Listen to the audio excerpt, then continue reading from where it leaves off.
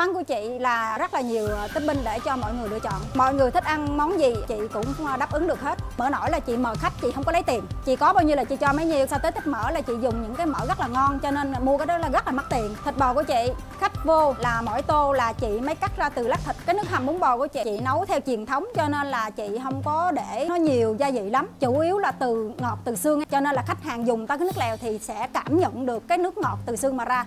Ở đây là hoàn toàn là cái gì chị làm được là chị làm. Chẳng hạn như nước sâm là chị tự nấu, nha đam nấu đường phèn lá dứa là chị tự nấu, còn nước trà đá là chị nấu từ lá trà xanh với gừng. Có một bạn rất là dễ thương, bạn đó học trường Đại học Văn Lang, có một lần đến ăn là ăn một lần 4 tô em à, và người thân. Đó. Có những gia đình, những bạn nhỏ rất là thích cô Mai, đến đây ăn bún bò cô Mai hô là bún bò cô Mai là đỉnh nhất.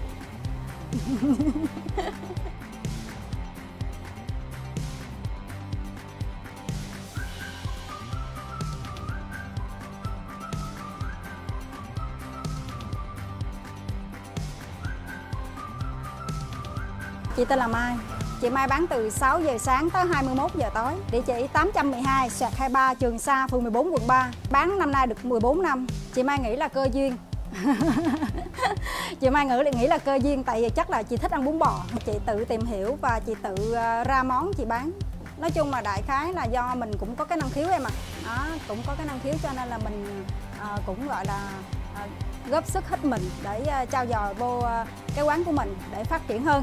Đặc điểm bún bò của quán chị là các bạn rất là thích ăn mỡ nổi và tép mỡ và sụn bò. Quán của chị là quán đầu tiên làm ra món tép mỡ sa tế, cho nên sau này có các quán thì làm theo như vậy. Chị tự sáng kiến ra món này và chị đến khách hàng và nhiều khách rất là yêu thích món này.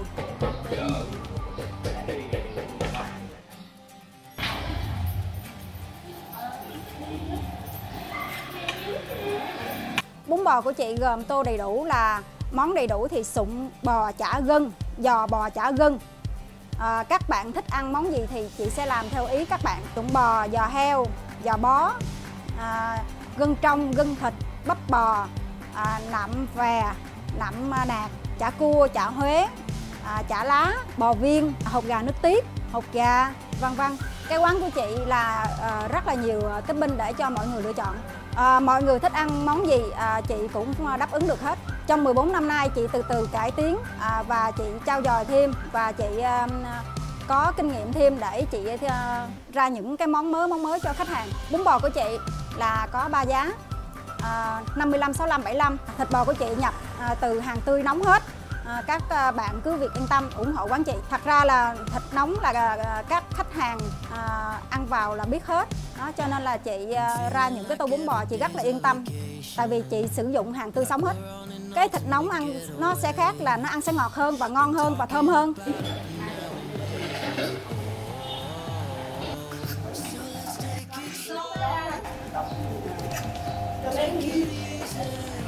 Quán của chị từ lúc 4 giờ chị đã chuẩn bị, cho nên ở đây chị sử dụng bằng điện hết, cho nên là chị chuẩn bị cũng hơi nhanh. Tại vì chị bán lâu năm rồi cho nên là có thể là chị xoay hết, cho nên là cũng nhanh em. Cái khâu cái topping nào chuẩn bị là làm mình nấu là nó hầm lâu nó cực nhất. Cái khâu topping của chị là món sụn. Món sụn là lâu nhất. Nhưng mà chị sử dụng bằng điện cho nên là cái món sụn của chị hầm cũng nhanh lắm. Thì mình sử dụng điện nó ảnh hưởng gì đến chất lượng cái sụn của mình hơn, là nó vẫn chất lượng nó bảo nhau. Chị sử dụng bằng điện cái chất lượng nó sẽ như nhau. Đó, quan trọng là mình canh cái thời gian và quan trọng mình canh cái miếng thịt nó vừa và mình vớt ra thì cái miếng sụn nó dài. Nhưng mà cái vấn đề là chị nhờ bên cơ sở để giao hàng cho chị cắt ra từ miếng vừa ăn. Đó là như vậy. Cho nên là chị trưng bày lên cái tô bún bò rất là đẹp. Mà giò của mình đó là giò chặt chứ không phải là giò cắt máy. Không, giò của chị là giò hàng tươi, cho nên là giò chị Mai chặt bằng tay hết, không có cắt bằng máy. Thịt bò của chị khách vô là mỗi tô là chị mới cắt ra từ lát thịt là ra tô bún bò, chứ ở quán chị là đặc điểm là không cắt để thịt trước ở trên xe, cho nên là khách mà vô là chị cắt từ cái miếng bò ra, chị không có cắt trước, cho nên ăn vô cái miếng bò nó sẽ không khô và nó sẽ thơm và ngon. Nó giữ được cái độ mọng nước ở trong miếng thịt đó. Đúng rồi. Cái phần thịt nào mà mình cảm giác là ngon nhất của cái phần nạm á? Cái bò của chị là cái phần bò chẳng hạn như là bắp bò, nạm vè, nạm nạc, nạm u thì tùy theo khách hàng. Có những khách hàng người ta thích ăn cái bò nó có gân là cái bắp bò, có những khách hàng người ta thích ăn cái nạm u thì nó sẽ có mỡ và nạm vè thì nó sẽ có vừa mỡ vừa gân, tùy theo sở thích. mỗi người mỗi ý khác nhau mà em. Rồi đặc biệt cái bún bò của mình nó có cái mỡ nổi nổi gì. Bún bò của chị có topping là mỡ nổi, cho nên mỡ nổi là chị mời khách, chị không có lấy tiền. Xin bao nhiêu cũng được. Chính xác, chị có bao nhiêu là chị cho bấy nhiêu, cái đó là chị mua đi nha, cái đó là chị mua bên cơ sở nha, cho nên là chị mời khách hàng hết, chị không có lấy tiền. Chứ mọi khi quán khác là chị có thấy là một chén 5.000 thêm đó, nhưng mà bên chị là full luôn, chị không có lấy tiền khách hàng, còn là cứ cho hết thôi. Một ngày mỗi ngày như vậy chị nấu bao nhiêu ký mỡ nổi vậy nha? Một ngày có thể là chị nấu khoảng 6 đến 8 kg là chị cho khách hàng hết. Ở đây là chị không có lấy tiền khách hàng.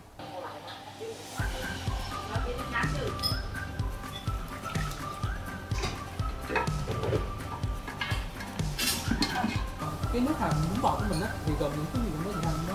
Cái nước hầm bún bò của chị là gồm chị nấu theo truyền thống, cho nên là chị không có để nó nhiều gia vị lắm, chủ yếu là từ ngọt từ xương em à. Đó, bột ngọt thì chị nêm chỉ ít thôi. Đó, cái này là chủ yếu là chị làm từ xương mà ra, cho nên là khách hàng dùng tới cái nước lèo thì sẽ cảm nhận được cái nước ngọt từ xương mà ra. Nó là như vậy. Trung bình mỗi ngày vậy chị bán bao nhiêu ký sụn vậy? Tùy theo, có khi 15-20 kg không chừng, có khi 25 hoặc là 15 tùy theo ngày. Nếu dùng mà làm thành từ xương hoặc còn bộ xương với sụn? Đúng rồi, bún bò của bên chị là quán của chị là nước lèo ra từ xương. Đó, cho nên là cái nước lèo bên chị là nó không có trong đâu nha. Nó sẽ đục và cái đục đó là nó từ ruốc và từ xương mà ra, chứ không có trong veo. Nó là như vậy. Nhưng mà cách nước trong là nước có. Đúng rồi. Tùy theo ý khách, chẳng hạn như khách dùng nước trong và nước béo và nước vừa vừa thì đơn thuần, chẳng hạn như khách mà không dặn dò chị thì chị sẽ múc cái nước vừa. Đó, xin nước béo thì chị để nước béo thêm, nước trong thì sẽ múc nước trong thêm. Nó tùy theo ý của khách, nó là như vậy. Em thấy chị rất là kỹ và mỗi khâu đều chị rất là kiểu kỹ tính trong cái nguyên liệu đúng không chị? Nói chung là mình phải giữ vệ sinh an toàn thực phẩm cho khách hàng. Mình bán lâu dài chứ không phải ngày một bữa, cho nên là quán của chị dự trù 14 năm rồi. Cho nên là nói chung là đại khái là mình kinh doanh mà, mình phải có cái tâm một tí xíu.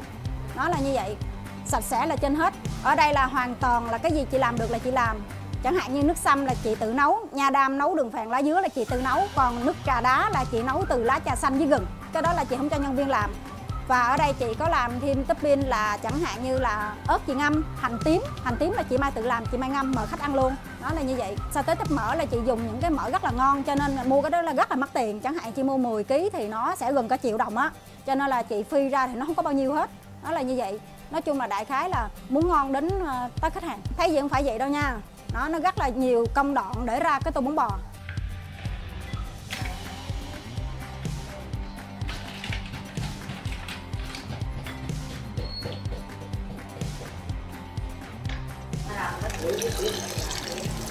Tại vì hàng của chị là hàng tươi, cho nên là chị đảm bảo đó, chị đảm bảo cái tô của chị ra cái giá đó là chị thấy ok, nó không rẻ và nó không mắc, cho nên là chị cảm nhận được một điều, cái tô đến tay khách hàng thì khách hàng sẽ không chê, tại vì hàng của chị là hàng tươi hết. Ví dụ chẳng hạn như có khách ý này và ý khác, nó là như vậy. Mà thường thì khách dùng cái nước vô là khách hiểu là chị dùng xương nhiều. Thì có khách nào mà kiểu họ đến ăn họ vui tính, họ nhận xét những câu nào mà chị Mai nhớ không? Có chứ. Hô là cái gì chị Mai rất là dễ thương. Ăn là sẽ nhớ hoài thôi, đúng không? Rồi đó, cái vấn đề là nhiều khách vui lắm. Có những bạn trẻ đến đây ủng hộ chị Mai nhiều và các bạn rất là vui. Có một bạn rất là dễ thương, bạn đó học trường Đại học Văn Lang, cho nên là bạn đó có một lần đến ăn là ăn một lần 4 tô em à. 4 tô, nhưng mà bạn đó không ăn rau. Chị còn nhớ là một lần ăn 4 tô, một tô là giò không, một tô tái không, 2 tô tái không, 2 tô giò không. Bạn đó một mình bạn đó ăn 4 tô.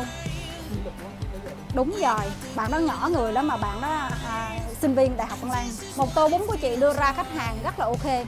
Tại vì cái tô bún bò của chị đưa ra, em biết rồi đó, giò heo của chị không phải rẻ tiền, cho nên là chị trưng bày lên. Nói đi là xét lại, chẳng hạn như chị không thuê mặt bằng, cho nên cái tô bún bò chị đưa ra 75.000 không mắc. Nó là như vậy, chị bán ngay mặt bằng nhà của chị. Nó nấu một cái giò heo là vốn bao nhiêu rồi em. Ở đây là chị xài điện hoàn toàn, cho nên là chị lấy công làm lời. Có những bạn chẳng hạn như là Nhà Bè nè, quận 9 nè, có thể là đưa đi Vũng Tàu luôn em mà. Hầu như là khách của chị mọi người đến đây ăn, tại vì quán của chị nằm trong hẻm mà, cho nên là cái chuẩn của chị là nấu ăn ngon và khách hàng ngó vô là vừa ngon vừa sạch sẽ vừa an toàn, cho nên những người khách người ta yên tâm, người ta ăn xong người ta sẽ giới thiệu bạn bè và người thân. Đó.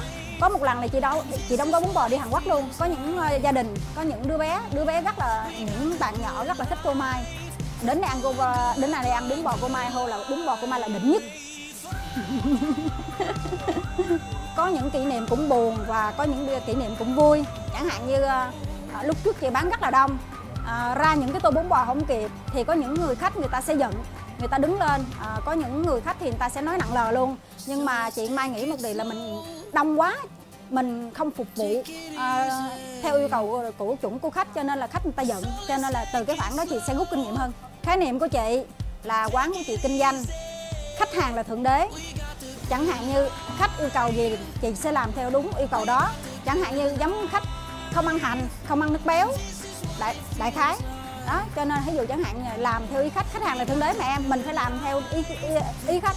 Cũng như ví dụ chẳng hạn bản thân của mình thôi, mình không ăn hành, mình để hành người ta đâu, mình đâu chịu đó, đại khái là vậy. Cho nên là vấn đề là mình phải làm theo ý khách, đó là như vậy. Hay là chị bán có thể là 80 cái sụn, từ sáng mà tới 9 giờ sáng, 6 giờ sáng tới 9 giờ sáng chị bán có tầm khoảng 30 kg bún. Từ đó tới chiều có khi chị bán gần cả 100 kg. Mà sau này thì theo kinh tế tình hình chung cho nên là chị giảm.